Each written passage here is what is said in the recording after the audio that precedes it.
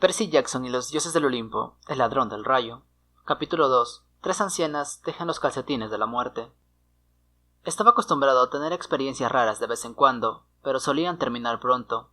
Aquella alucinación, 24 horas al día, 7 días a la semana, era más de lo que podía soportar.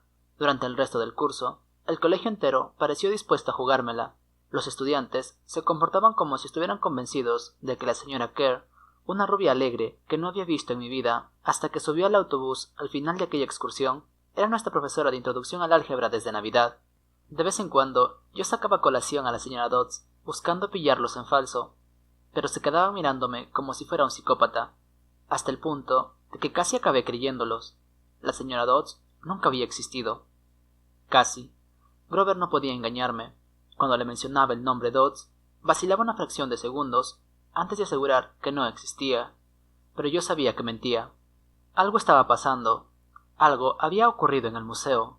No tenía demasiado tiempo para pensar en ello durante el día, pero por la noche, las terribles visiones de la señora Dodds con garras y alas coriáceas me despertaban entre sudores fríos. El clima seguía enloquecido, cosa que no mejoraba mi ánimo. Una noche, una tormenta reventó las ventanas de mi habitación. Unos días más tarde, el mayor tornado que se recuerda en el valle de Hudson pasó a solo 80 kilómetros de la Academia Yancey. Uno de los sucesos de actualidad que estudiamos en la clase de sociales fue el inusual número de aviones caídos en el Atlántico aquel año. Empecé a sentirme malhumorado e irritable la mayor parte del tiempo. Mis notas bajaron de insuficiente a muy deficiente. Me peleé más con Nancy Booffitt y sus amigas, y en casi todas las clases acababa castigado en el pasillo. Al final, cuando el profesor de inglés, el señor Nicol, me preguntó por millonésima vez cómo podía ser tan perezoso que ni siquiera estudiaba para los exámenes de deletrear, salté. Le llamé viejo ebrio. No estaba seguro de qué significaba, pero sonaba bien. A la semana siguiente, el director envió una carta a mi madre, dándole así rango oficial. El próximo año no sería invitado a volver a matricularme en la Academia Yancey.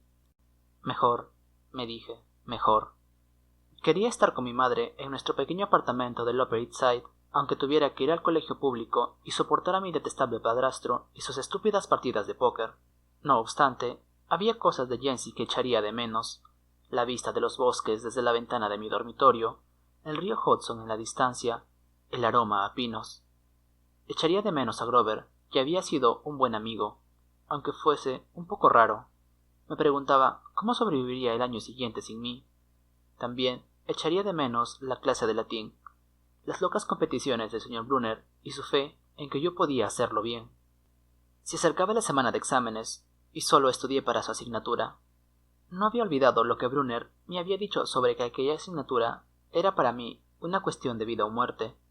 No sabía muy bien por qué, pero el caso es que empecé a creerlo.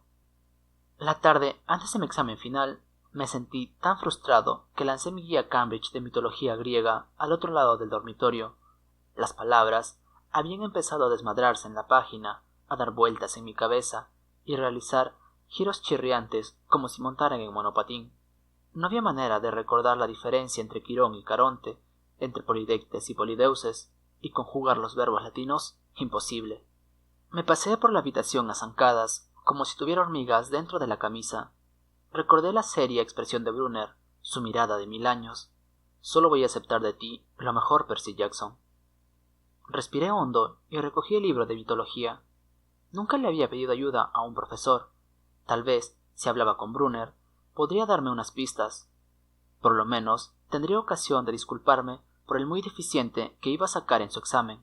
No quería abandonar Yancey y que él pensara que no lo había intentado. Bajé hasta los despachos de los profesores. La mayoría se encontraban vacíos y a oscuras, pero la puerta del señor Brunner estaba entreabierta, y la luz se derramaba por el pasillo. Estaba a 3 pasos de la puerta cuando oí voces dentro. Brunner formuló una pregunta, y la inconfundible voz de Grover respondió: «Preocupado por Percy, señor». Me quedé inmóvil. No acostumbro escuchar detrás de las puertas, pero a ver, ¿quién es capaz de no hacerlo cuando oyes a tu mejor amigo hablar de ti con un adulto? Me acerqué más, centímetro a centímetro. «Solo este verano», decía Grover. «Quiero decir, hay una benévola en la escuela. Ahora que lo sabemos, seguro y ellos también lo saben. Si lo presionamos, tan solo empeoraremos las cosas», respondió Brunner. «Necesitamos que el chico madure más. pero puede que no tenga tiempo. La fecha límite del solsticio de verano. Tendremos que resolverlo sin Percy. Déjalo que disfrute de su ignorancia mientras pueda. Señor, él la vio. Fue producto de su imaginación, insistió Brunner. La niebla sobre los estudiantes y el personal será suficiente para convencerlo. Señor, yo no puedo volver a fracasar en mis obligaciones. Grover parecía emocionado. Usted sabe lo que significaría. No has fallado, Grover, repuso Brunner con amabilidad. Yo tendría que haberme dado cuenta de qué era. Ahora, preocupémonos solo por mantener a Percy con vida hasta el próximo otoño. El libro de mitología se me cayó de las manos y resonó contra el suelo. El profesor se interrumpió de golpe y se quedó callado. Con el corazón desbocado, recogí el libro y retrocedí por el pasillo. Una sombra cruzó el cristal iluminado de la puerta del despacho. La sombra de algo mucho más alto que Brunner en su silla de ruedas, con algo en la mano que se parecía sospechosamente a un arco. Abrí la puerta contigua y me escabullí dentro. Al cabo de unos segundos, oí un suave clop, clop, clop, como de cascos amortiguados, seguidos de un sonido de animal olisqueando. Justo delante de la puerta, una silueta grande y oscura se detuvo un momento delante del cristal y prosiguió. Una gota de sudor me resbaló por el cuello. En algún punto del pasillo, el señor Brunner empezó a hablar de nuevo. Nada, murmuró. Mis nervios no son lo mismo desde el solsticio de invierno. Los míos tampoco, repuso Grover, pero habría jurado. Vuelve al dormitorio, le dijo Brunner. Mañana tienes un largo día de exámenes. No me lo recuerde. Las luces se apagaron en el despacho. Esperé en la oscuridad lo que pareció una eternidad. Al final salí de nuevo al pasillo y volví al dormitorio. Grover estaba tumbado en la cama, estudiando sus apuntes de latín, como si hubiera pasado allí toda la noche. Me dijo con cara de sueño. ¿Estás listo para el examen? No respondí. Tienes aspecto horrible, puso ceño. ¿Va todo bien? Solo estoy cansado. Me volví para ocultar mi expresión y me acosté en mi cama. No comprendía qué había escuchado allí abajo, pero quería creer que me lo había imaginado todo. Pero una cosa estaba clara. Grover y el señor Brunner estaban hablando de mí a mis espaldas. Pensaban que corría algún tipo de peligro. La tarde siguiente, cuando abandonaba el examen de 3 horas de latín, colapsado por los nombres griegos y latinos que había escrito incorrectamente, el señor Brunner me llamó. Por un momento, temí que hubiese descubierto que los había oído hablar la noche anterior, pero no era eso. Percy, me dijo, no te desanimes por abandonar Jency. Es lo mejor. Su tono era amable, pero sus palabras me resultaban embarazosas. Aunque hablaba en voz baja, los que terminaban el examen podían oírlo. Nancy Bobofit me sonrió y me lanzó besitos sarcásticos. Vale, señor, murmuré. Lo que quiero decir es que... Meció su silla adelante y atrás, como inseguro respecto a lo que quería decir. Verás, este no es el lugar adecuado para ti. Era solo cuestión de tiempo. Me escocían las mejillas. Allí estaba mi profesor favorito delante de la clase, diciéndome que no podía con aquello. Después de repetirme durante todo el año que quería en mí, ahora me salía con que estaba destinado a la patada. Vale, le dije temblando. No me refiero a eso. Oh, lo confundes todo. Lo que quiero decir es que no eres normal, Percy.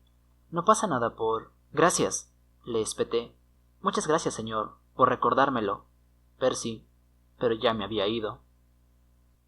El último día del trimestre hice la maleta. Los otros chicos bromeaban, hablaban de sus planes de vacaciones. Uno de ellos iba a hacer excursionismo en Suiza, otro de crucero por el Caribe durante un mes.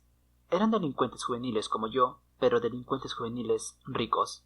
Sus padres eran ejecutivos o embajadores o famosos. Yo era un don nadie, seguido de una familia de don nadies. Me preguntaron qué pensaba hacer yo aquel verano, y les respondí que volvía a la ciudad. Me abstuve de mencionar que durante las vacaciones necesitaría conseguir algún trabajo paseando perros o vendiendo suscripciones de revistas, y pasar el tiempo libre preocupándome por si encontraría escuela en otoño. Ah, dijo uno, eso mola.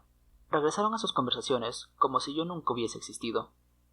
La única persona de la que temía despedirme era de Grover, pero luego no tuve que preocuparme. Había reservado un billete a Manhattan en el mismo autobús Greyhound que yo, así que allí íbamos, otra vez camino a la ciudad.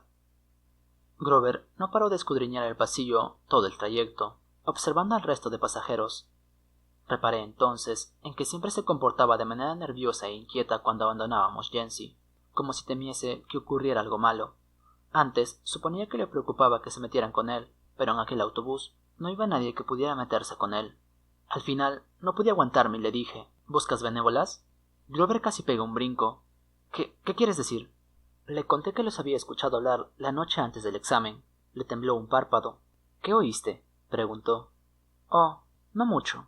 ¿Qué es la fecha límite del solsticio de verano? Mira, Percy, se estremeció. Solo estaba preocupado por ti. Ya sabes, por eso de que alucinas con profesoras de matemáticas diabólicas. Grover. Le dije al señor Brunner que a lo mejor tenías demasiado estrés o algo así, porque no existe ninguna señora Dodds y... Grover, como mentiroso, no te ganarías la vida. Se le pusieron las orejas coloradas. Sacó una tarjeta mugrienta del bolsillo de su camisa. Mira, toma esto, ¿de acuerdo? Por si me necesitas este verano. La tarjeta tenía una tipografía mortal para mis ojos disléxicos, pero al final conseguí entender algo parecido a Grover Underwood, guardián, colina mestiza, Long Island, Nueva York, 800-009-0009. ¿Qué es colina mest? No lo digas en voz alta, musitó. Es mi dirección estival. Menuda decepción. Grover tenía residencia de verano. Nunca me había parado a pensar que su familia podría ser tan rica como las demás de Jency. Vale, contesté alicaído. Ya sabes, suena como a invitación a visitar tu mansión. Asintió. O por si me necesitas. ¿Por qué iba a necesitarte? Lo pregunté, con más rudeza de lo que pretendía. Grover tragó saliva. Mira, Percy, la verdad es que yo... Bien, digamos que tengo que protegerte. Lo miré fijamente atónito. Había pasado todo el año peleándome, manteniendo a los abusones lejos de él. Había perdido el sueño, preocupándome por qué sería de él cuando yo no estuviera. Y allí estaba él muy caradura, comportándose como si fuese mi protector. Grover, le dije, ¿de qué crees que tienes que protegerme exactamente? Se produjo un súbito y chirriante frenazo, y empezó a salir humo negro y acre del salpicadero. El conductor maldijo a gritos y a duras penas logró detener el Greyhound en el arcén. Bajó presuroso y se puso a porrear y toquetear el motor, pero al cabo de unos minutos anunció que teníamos que bajar. Nos hallábamos en mitad de una carretera normal y corriente, un lugar en el que nadie se fijaría de no sufrir una avería. En nuestro lado de la carretera solo había arces y desechos arrojados por los coches. En el otro lado, cruzando los 4 carriles de asfalto resplandeciente por el calor de la tarde, un puesto de fruta de los de antes. La mercancía tenía una pinta fenomenal. Cajas de cerezas rojas como la sangre, y manzanas, nueces y albaricoques, jarras de sidra y una bañera con patas de garra llena de hielo. No había clientes, solo 3 ancianas sentadas en mecedoras a la sombra de un arce, tejiendo el par de calcetines más grandes que he visto nunca. Me refiero a que tenían el tamaño de jerseys, pero eran claramente calcetines. La de la derecha tejía uno, la de la izquierda otro. La del medio sostenía una enorme cesta de lana azul eléctrico.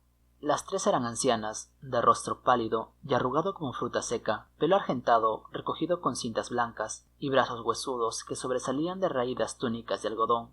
Lo más raro fue que parecían estar mirándome fijamente. Me volví hacia Grover para contárselo y vi que había palidecido. Tenía un tic en la nariz. —¿Grover? —le dije. —Oye, dime que no te están mirando. No te están mirando, ¿verdad? Pues sí. Raro, ¿eh? ¿Crees que me irían bien los calcetines? No tiene gracia, Percy. Ninguna gracia. La anciana del medio sacó unas tijeras enormes, de plata y oro, y los filos largos, como una podadora. Grover contuvo el aliento. —Subamos al autobús —me dijo. —Vamos. —¿Qué? —repliqué. —Ahí dentro hace 1000 grados. —¡Vamos! Abrió la puerta y subió, pero yo me quedé atrás. Al otro lado de la carretera, las ancianas seguían mirándome. La del medio cortó el hilo, y juro que oí el chasquido de las tijeras pese a los 4 carriles de tráfico. Sus 2 amigas hicieron una bola con los calcetines azul eléctrico y me dejaron con la duda de para quién serían, si para un pie grande o para Godzilla. En la trasera del autobús, el conductor arrancó un trozo de metal humeante del compartimiento del motor, luego le dio un arranque. El vehículo se estremeció y por fin el motor resucitó con un rugido. Los pasajeros vitorearon. —¡Maldita sea! —exclamó el conductor, y golpeó el autobús con su gorra. —¡Todo el mundo! ¡Arriba! En cuanto nos pusimos en marcha, empecé a sentirme febril, como si hubiera contraído la gripe. Grover no tenía mejor aspecto. Temblaba y le castañeaban los dientes. —Grover. —¿Sí? ¿Qué es lo que no me has contado? Se secó la frente con la manga de la camisa. Percy, ¿qué has visto en el puesto de frutas? ¿Te refieres a las ancianas? ¿Qué les pasa? No son como la señora Dodds, ¿verdad? Su expresión era difícil de interpretar, pero me dio la sensación de que las mujeres del puesto de frutas eran algo mucho, mucho peor que la señora Dodds. Dime solo lo que viste, insistió. La de en medio sacó unas tijeras y cortó el hilo.